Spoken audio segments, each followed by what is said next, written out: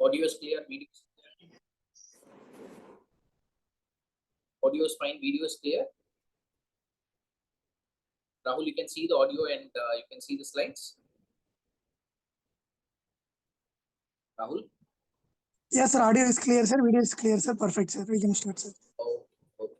So, my friends, getting on with the classes that were left undone at Delhi. So, the last class we have finished. In the meanwhile, we have finished bony sarcomas. We have finished the soft tissue sarcomas, and we also finished the melanomas. So, the only chapter which was left behind is the squamous cell and the basal cell carcinoma, basically the non-melanoma skin cancers. So, as we know, the most common cancer is basal cell carcinoma in the tumor registry. So, we have basal cell carcinoma, which is the most common cancer overall. So, it does not get reported in tumor registries. BCC is not reported in tumor registries because in many cases, it's a small tumor which can be managed by the dermatologists themselves. So, as part of tumor registries, basal cell carcinoma will not find a place. And that is why usually you will not get the, order of BCC as the most common cancer overall. And we all know that all cancers are related to, all skin cancers are related in some way to sunlight, with intense intermittent exposure being important in melanoma and in basal cell carcinoma, whereas a chronic exposure is important in squamous cell carcinomas. So with that short introduction, let's go on to the question here. Identify the correct statement on sunlight and skin malignancy. SCC is related to intense intermittent exposure. BCC is related to chronic exposure. Melanoma is associated with intense exposure, and recreational sun exposure is not related to squamous cell carcinoma. Of course, we know the answer to this particular question. Already we had a discussion yesterday in terms of melanomas, and the same thing applies. So melanoma and basal cell carcinoma, both of them are associated with intense intermittent exposure. Both the melanoma and basal cell carcinoma are related to intense intermittent exposure. Both melanoma and basal cell carcinoma are related to intense intermittent exposure. And as far as squamous cell carcinoma is concerned, it is something where you will have a chronic exposure. So chronic exposure is related to squamous cell carcinoma.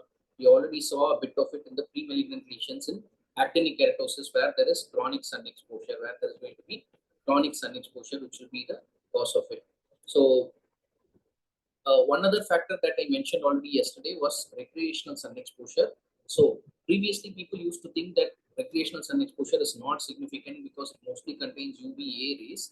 Now we know that UVA rays which are present in recreational exposure in tanning beds are related to many cancers, including your squamous cell carcinoma. So UVA characteristically present in tanning bed is very significant. So SCC is related to chronic exposure, long duration. Melanoma and BCC, both of them are related to intense intermittent exposure. UVB, as we already discussed in melanoma, is the most carcinogenic on a clinical basis because UVC is getting filtered by the ozone layer, and 20% of non-melanoma skin cancers will be formed by your squamous cell carcinomas. UVB radiation acts by the induction of P53 mutations. It acts by the inductions of P53 mutations. Right. Now, if you look at SCC as a entity where what are the other risk factors which are going to be there other than sun exposure, then we already know about the chronic scars. In this category, you will have the characteristic Marjolin's ulcer. So you can look at this kind of picture where you have a chronic burn scar. The edges of the scar, you can see the heaped epithelium, the typical everted edges have formed here. So this is a Marjolin's ulcer. So commonly happens with burn scars, osteomyelitis, long-standing sinuses. So these can have, and once it crosses the edges of the scar, once it crosses the edges, there is a propensity to go for distant metastasis. One other factor which is characteristic is N0 status. Most of the Marjolin's ulcers associated with squamous cell carcinoma will be N0, and they may be having a tendency to be associated with ionizing radiation as well. That is, this is for SCC. This is not for Marjolin's.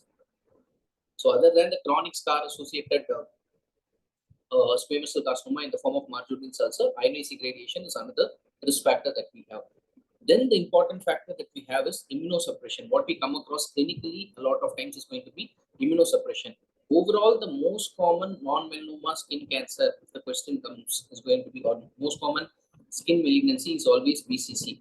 But in case the question comes after a solid organ transplant, this has come 3-4 times already in the examination. So if you have a scenario where it's an immunosuppression related disorder, where you have a development of skin cancer, then you have a 65-fold rise in squamous cell carcinoma. So the most common solid transplant or otherwise basically immunosuppression associated skin cancer is going to be your squamous cell carcinoma. Second is going to be your basal cell carcinoma. So overall, basal cell in transplant or any kind of immunosuppressive scenario, the answer is going to be your squamous cell carcinoma.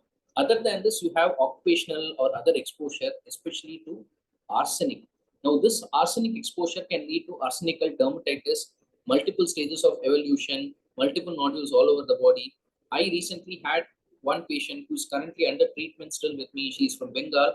As a child, she was exposed to arsenic in her father's village, and still she's, poor thing, she's struggling. She's otherwise a very nice lady, but you can see that she's having a lot of tumor. She initially presented with a lesion in the abdominal near the inguinal, just suprainguinal region. She presented with a ulcerated lesion, excision to squamous cell carcinoma. Then she presented with multiple small lesions. Even at that time, she had multiple other small lesions in the, in the thigh and all those areas. We had burnt out some of the areas and everything. But then she later came back with few other new areas of development. She had one in the hand.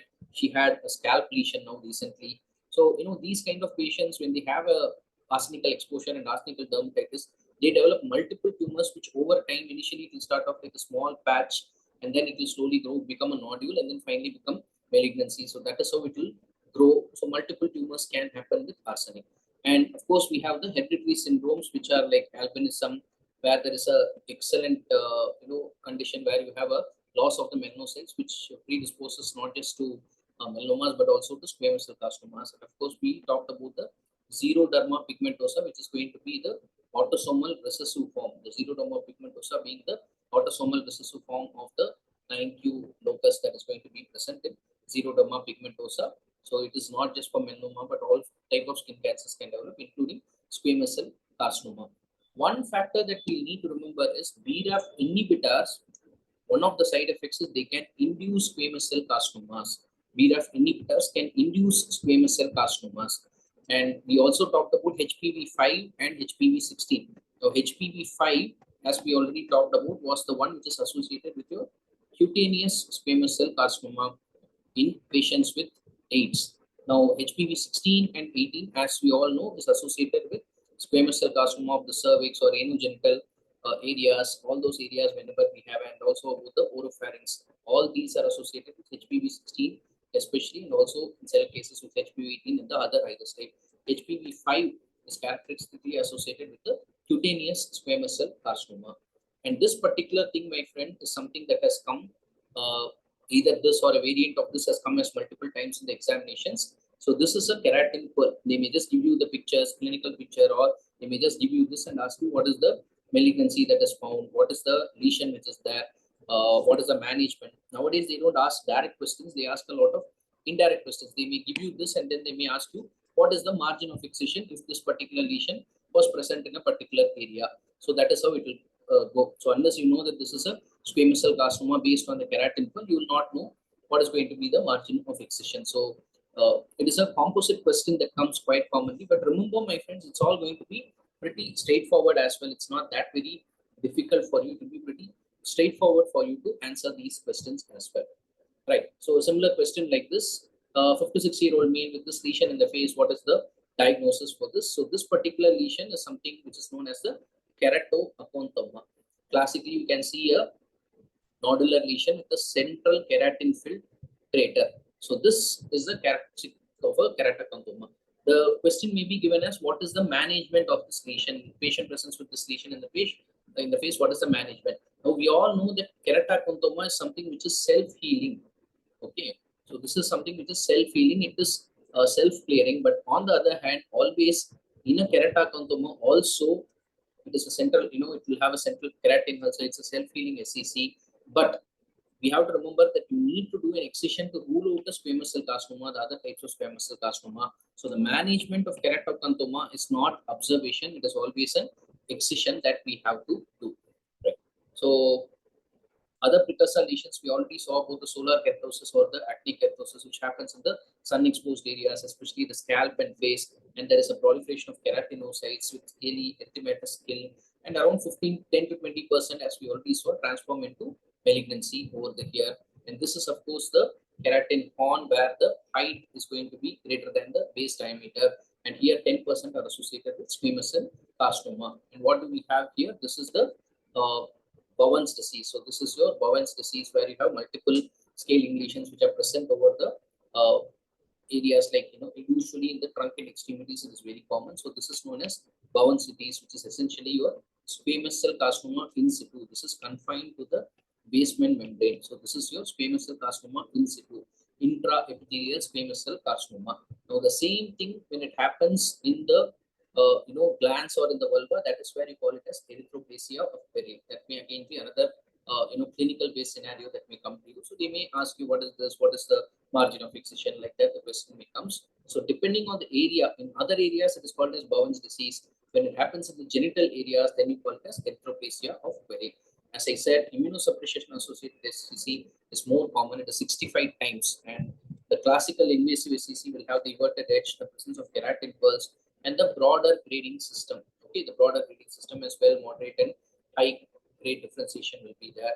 High risk areas, we'll talk about that a little bit extra, but in essence, remember, it's the mask area of the face, and also some other areas which will be called as moderate risk areas, and then you have the low risk areas, and the hands and feet. All of this will come under the high risk areas. Yeah, so the next question is with regard to the anatomical areas. Now here, just remember the mask areas of the face. And when I talk about the mask areas, just remember two things. One is the N95 mask. The other one is the mask of Zorro appearance. Both of these come together in the mask areas of the face. Don't think of it as the full face mask that we normally have. It is the N95 area. So what is it? Is going to be the nose, the nasolabial areas, the lips, the central part of the face, this particular chin, mandible, this particular area, that is the N95 area. Then, of course, you look at the mask of Zorro appearance. What is going to come in the mask of Zorro when you marry it like this? So you will have the eyes, the eyelids, and then you will have the ears that will come in. So that is going to be the high risk area. So which are the high risk areas? So mask area, which is the central area, eyes, eyelids, pre and post auricular, which is what I meant by ears, then the nose, chin, and the mandible. All these are the highest areas, plus the hands and feet, and the genitals. In all these areas, you will not have very big margins, or the depth of invasion, even a little bit, will make it a high risk area. Then what is the moderate risk area? The moderate risk areas is all the areas of head and neck except the high risk areas. So what comes here? So here you have your forehead, you have your cheek, you have your scalp, you have your neck. So all this will make it. All the other head and neck areas come under the moderate risk. Plus, in addition, you have the pretibial area. Why the pretibial area? Again, here you have a very thin, almost no subcutaneous tissue will be there. So straight away you will have infiltration of the underlying bone. So that will come under the high moderate risk areas. What is the other area? So whatever is left behind will come under area L. So you have the H areas, which is high risk. You have the moderate risk areas, and then you will have the low risk areas. So which are considered to be high risk lesions? Anything in area H. In area M, it is more than 1 centimeter, more than or equal to 1 centimeter. And area L, it is more than or equal to 2 centimeters. Plus, when you have extension till the subcutaneous tissue or till the deeper layers of the dermis and a depth of 2 millimeter or more, all these are classified as high risk lesions. Okay, so all these are classified as high risk lesions. So it depends on the area, depends on the size, depends on the depth of infiltration. All of these are going to be important. It is the size, it is the depth, and it is the area which is involved. So all these three are going to be important. The first point is going to be the area. So I'll just repeat, as far as the area is concerned, just remember these two, N95 and the mask of Zorro. N95, all of you know, is this particular area. So you'll have the nose, you will have the cheek, not the cheek, sorry, you will have the nose, you will have the lips, and then you will have the chin and the mandible areas. Then of course the eyes for the mask of Zorro, the eyes, eyelids, and the ears, the preauricular and the postauricular areas. All of this will come under the high risk areas in the face. Plus you will have your hands and feet and your genitals. That will be the high risk areas. Then you will have your moderate risk, which is essentially all other head and neck areas, which is cheek, your scalp, your neck. Plus it will have the pretibial area. Any other area is called as a low risk area. So any high risk, more than or equal to 1 centimeter in moderate risk and more than or equal to 2 centimeters in low risk areas. Plus, if the depth is still the subcutaneous tissue or 2 millimeter or more, all this is going to make it a high risk lesion. Now let's ask the question regarding the anatomical areas of NMSC, which is the true statement. Mask area corresponds to area M. Size more than 10 mm is high risk. So we know that mask area is not area M, it is actually area H. All the other things are true. Area M is actually the mid-level risk area or moderate risk area where the size more than 10 mm is considered high risk. But that is not the mask area, that will come under area H. So area L includes all extremities except the pretibial, ankle, hands and feet. So that is true. So this is the true statement. Area H includes the pretibial area and the trunk. That is not right. Pretibial will come under area M, as we know. Then you have your area H lesion more than 10 mm is high risk. No. Area H, any size lesion is considered to be a high risk lesion. So only the second statement is going to be the true thing here. So prognosis, as I said, when the depth is less than 2 millimeter, there is almost no chance of malignancy of metastasis. Whereas if it is deep, more than 6 millimeter, there is a 15 to 20% chance of metastasis. And as I said, the higher the border grade at size more than 2 centimeter, presence of LVI and PNI, all this make it liable to have distant metastasis or locoregional metastasis. Now, surgery for squamous cell carcinoma, as far as the margins are concerned, what to mask? So, one thing is based on the size where less than 2 centimeter, you give 4 millimeter margins and greater than 2 centimeter, you give 1 centimeter margin. This is what is given in most of the books, and probably that is what you should follow. So, I would take it as for low risk and high risk, I'll mark it as 4 mm and 1 centimeter. This is what I would probably take it as the answer. But Sebastian and Bailey slightly differ. One is based on the size criteria only they have given in Bailey and in Schwartz. In Sebastian, they have mentioned 5 mm for low risk and 10 mm for high risk. That is how they have mentioned. But for the exam, I mean, all of us know that 1 centimeter is standard. Whenever you have a high risk lesion, the 1 centimeter is the standard. Usually, the controversy does not arise there, though Schwartz has given 6 millimeter as one of the things. Usually, in any H areas, for example, you have any of the high risk lesions here, any of the high risk lesions that you have here, the treatment will be essentially excision with a 1 centimeter lesion. 1 centimeter margin. Whenever you have a high risk lesion, the margin is going to be 1 centimeter. In other areas, whenever it's not a high risk lesion, there the margin I believe should be marked as 4 millimeter. If it is not a high risk lesion, you mark the margin. For all low risk lesions, you mark it as 4 millimeter as the margin. Right. Now, the most common cancer in the world in tumor registries today is, the answer is not BCC. This was put for a particular reason in World Cancer Registry. The answer today is lung. So if you look at actually the 2022 Globocan data, which has come just a few weeks ago. So if you look at the Globocan data, in 2020, breast was greater than lung overall. If you look at the most common cancer, the question was asked in 2020, that was breast is greater than lung. Now again, lung has overtaken breast. Lung is greater than breast. It's by a few thousands that it is different, but yes, as far as the WHO Globocan data in 2022 is concerned, now again lung has become the number one cancer. It is greater than breast. It has overtaken breast in terms of numbers. So, which is the most common cancer? The answer is lung, and the most common cause of cancer death, that is also lung. Both the number one spot has now come to lung cancer. So, friends, for those of you who smoke, please don't. All of you know this as doctors, but please don't. I know some of you do it on a social basis. So, BCC is, the most common cancer overall, but it's not reported in tumor registries. This is 2018. Globocan 20 was breast greater than lung. 2022 is now again ulta. As I said, lung is greater than breast now again. And most common malignancy overall is going to be your basal cell carcinoma. And again, when you take up the head and neck areas, upper lip, whenever you have any kind of malignancy, that is usually a basal cell carcinoma. Whenever you have an upper lip lesion, that is again a basal cell carcinoma. And again, when you look at malignancies of the eyelid, the most common malignancy is again your BCC. So BCC has some particular traits. The most common in the eyelid, the most common in the upper lip is going to be squamous cell, basal cell carcinoma. The lower lip is squamous cell. So the question, whenever they ask you which is the most common cancer, lower lip, the answer is going to be squamous cell carcinoma. In upper lip, the answer is going to be basal cell carcinoma. And as I said, it is 4 millimeter and 10 millimeter for low and high risk based on Schwartz. So some other books actually do not clearly mention what is the margin that should be given. They don't always mention that.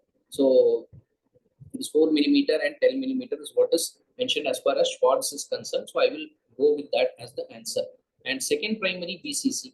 Second primary BCC usually happens, when a patient has a BCC, they recover or they are treated and then they present with another BCC, usually within 3 years of age. In 40% of patients, they can have a second primary BCC, right? So overall, if you look at the skin cancers, the most common of all skin cancers is BCC. Strongest relation is going to be UV radiation, and there is no defined precursor lesion. This is a very classical thing. In melanoma, we have the moles. In squamous cell carcinoma, we have actic keratosis and other similar lesions. There is no defined precursor lesion as far as basal cell carcinoma is concerned. And what is the characteristic feature here? What is highlighted here? That is the peripheral palisading. Palisade is nothing but a fence. You can see that there is rows of elongated cells at the periphery. It looks like, the tumor is demarcated by this peripheral palisading, like a fence. Fence is not the fence that we know of. It is this kind of picket fence, as we call it.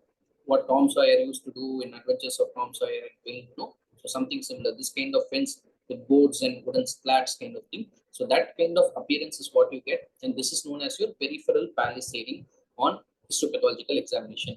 Like you have everted edges there, you have rolled or pearly edges as far as BCC is concerned. These questions may sound very simple and silly, but they have come, at times they have asked you these questions based on this. So peripheral palisading, again, this question has been asked with the images as well. So they might give you a picture which might not be very clear whether it's squamous or basal cell carcinoma, but then when you look at this particular diagram in association with it, then you can definitely make out that yes, it is a peripheral palisading, so it's a basal cell carcinoma. And what is the pathway? Usually you'll find the patch pathway, which is affected in almost 90% of cases of BCC. So you'll have the patch pathway or the patch protein pathway, which is going to be, or the hedgehog signaling pathway, which is found to be present in 90% of BCC. And which is the most common form you have. Yesterday itself we discussed this. In melanomas, it is going to be superficial spreading melanoma. As far as BCC is concerned, it is always going to be a nodular or nodular cystic, which will constitute around 80 to 90% of all types of BCC. Is going to be your nodular forms of BCC. So types of collagenase synthesized by morpheoform BCC or the field fire type.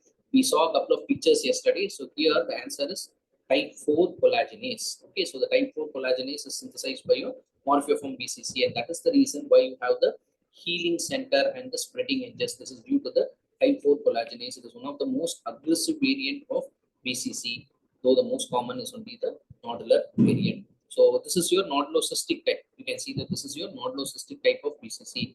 This is your morpheoform or the field fire type of BCC. So commonly you'll find the nodular or nodulocystic type.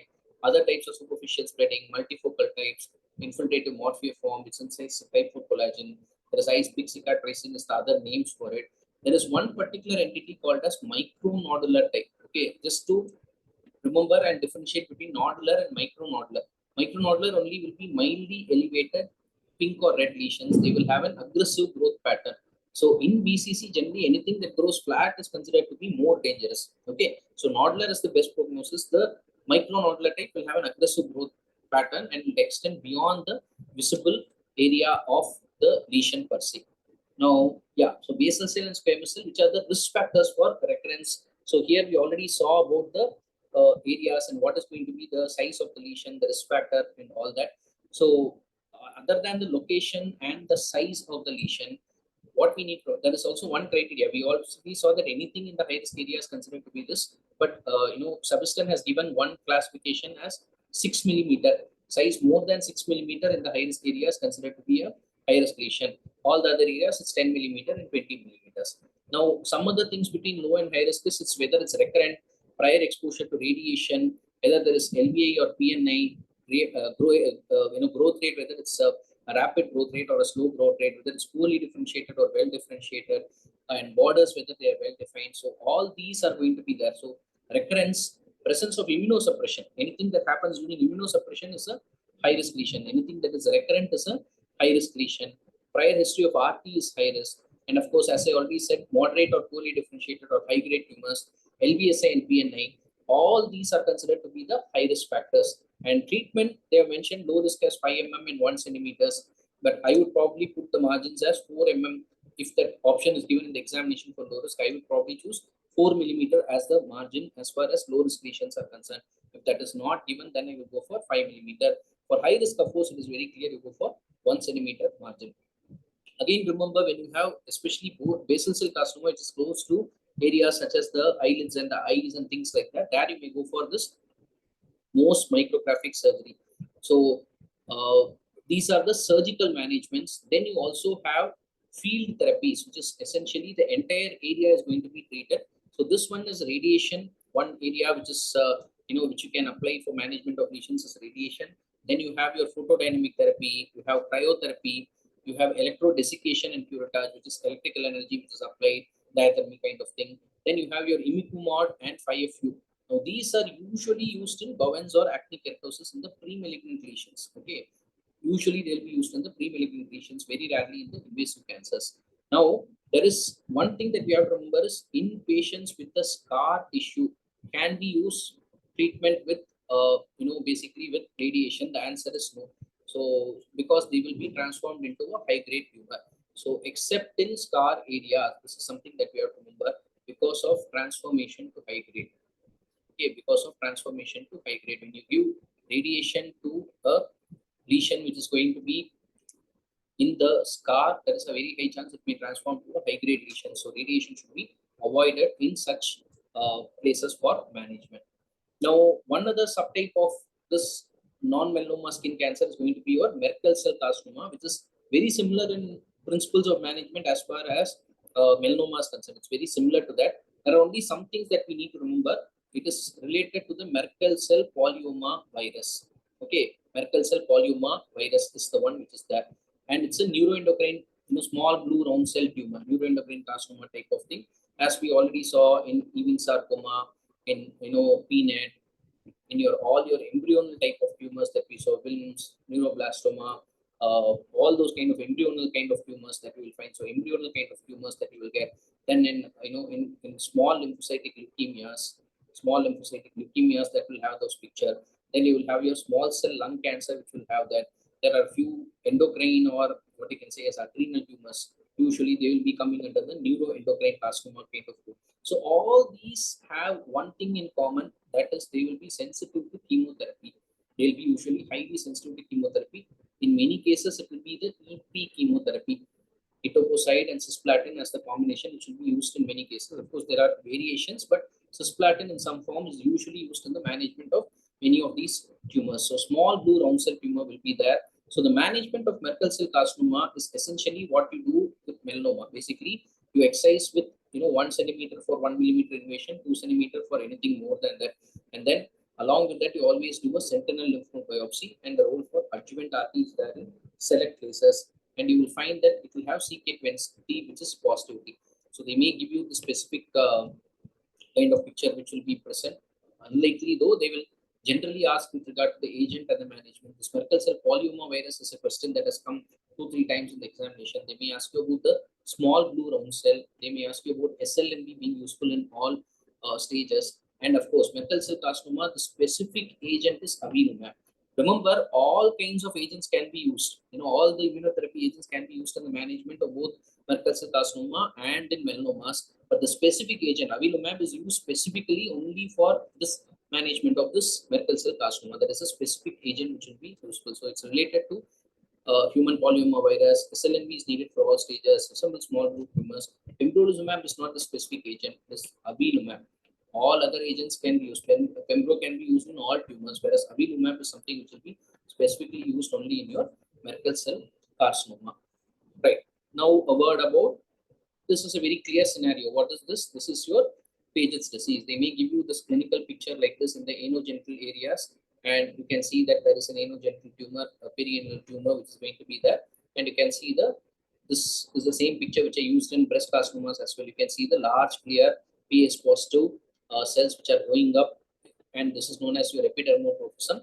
So it starts from the Malpighian layer or stratum germinativum or stratum basale of that. So that large PS positive cells which will be present, and then they will have this one, and usually they will have an underlying malignancy. So whenever you have a carcinoma like this, you have to look for rectal or colon cancers. Rectal or colon cancers are going to be common. And again, carcinomas of the cervix or endometrium in females will be common. All these kind of internal malignancies are common. So whenever you have this kind of tumor, you have to look for that. Again, prostatic cancers can be common as far as males are concerned. So whenever you have what you can say as the Paget's disease, which is going to be their extra mammary Paget's disease, we have to work up to rule out a primary. In 40% of cases, it will be associated with an underlying primary. In extra mammary Paget's, in mammary Paget's, it's almost 90%, which is quoted. 70 to 90%, various numbers are there, but in a very high percentage, 70 to 90% in breast-associated Paget's disease. Whereas as far as extra mammary Paget's disease is concerned, around 40% have an underlying malignancy. So if all evaluation is done, the diagnosis is established, and there is no other underlying tumor, then you plan excision with negative margins. So vulva, scrotum, perianal areas, these are the common areas where it can come. And remember, Paget's and your Bowen's disease are very similar. Paget's is your intraepithelial adenocarcinoma. Intraepithelial squamous cell carcinoma is basically your Bowen's disease. So these are the two ends of the spectrum, right? So there are other cutaneous tumors that can happen, though angiosarcoma usually comes under the sarcomatous lesions. It is also something that is a cutaneous sarcoma in many instances. As I already said, trunk is the most common site as far as angiosarcoma is concerned, and head and neck can also happen at satellite lesions, metastasis, Stewart-Reeve syndrome happening in case of lymphedema associated breast cancer, and then of course the post-RT related type which will happen in the field of radiation. All these are some things that will happen in angiosarcoma. In elderly patients, you will find the face and neck is the most common. Overall, it is the trunk which is the most common. Trunk is greater than head and neck, and in head and neck, the commonest is going to be in the scalp. But trunk is the number one. Second is your head and neck, right? So Stewart-Reeves is lymphangiosarcoma, which is outside the field of radiation. I'm stressing it already. We have mentioned this in breast, but it happens outside the field of radiation associated with lymphedema, right? And there is a high propensity for nodal metastasis, margins greater than 2 centimeters. So we all saw about some tumors where you need a good margin. One is DFSP, then you have your angiosarcoma. Both of these need a margin of at least 2 centimeters. Sometimes even 3 to 4 centimeters can be given. Some people will go for 3 centimeters as well. Yeah. Next thing is about DFSP, which is kind of grouped as a cutaneous cum subcutaneous tumor. That is how it will usually present as, again, common in the trunk even for DFSP. Gross margin of at least 2 centimeters. Schwartz mentioned as 3. For the exam, I think you should take the margin as 2 centimeters. Classically, most people will go for at least 2 centimeters as the margin. Now, this particular thing called as CCPD-MA, complete circumferential, peripheral, and deep margin assessment by these two techniques, Muffin and Dubignon dot technique. Now, many people often wonder what it means. I mean, just before I draw the picture for that, the translocation is the T1722. You get your 1122 in your Ewing sarcoma. So here you have the 1722 translocation, collagen with PDGFR, and that is why it is responsive to imatinib. That is why it is responsive to imatinib. Now, when we talk about the what you can say as the Muffin technique and the Dubignon dot technique, let me give you a short diagram that will make you understand this probably. See, let's suppose that you have a tumor in the breast and you are planning to excise it completely, and you have excised it with margins. Okay.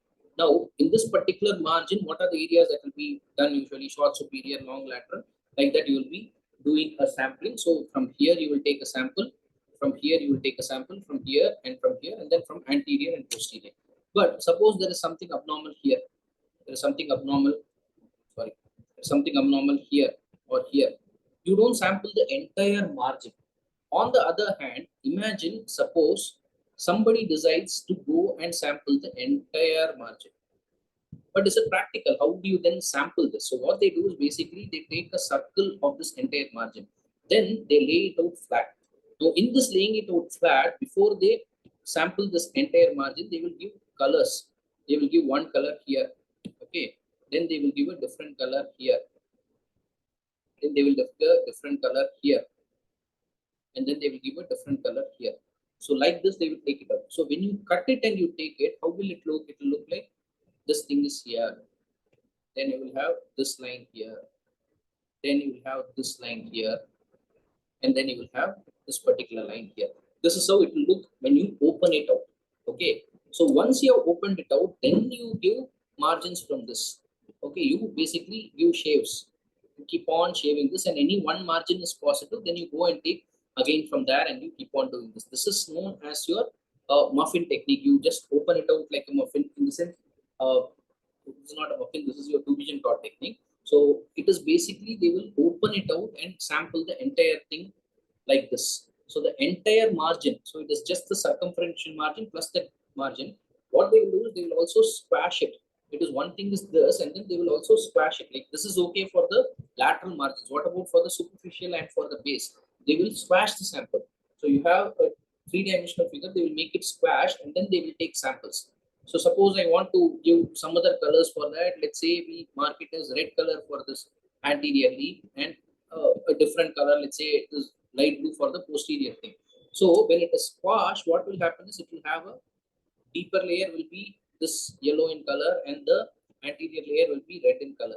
So then they will take samples again. So when whichever margin is positive, then you can find it out. You will take multiple, series of things. You will keep on taking it. You will take samples like this, like multiple sections will be taken.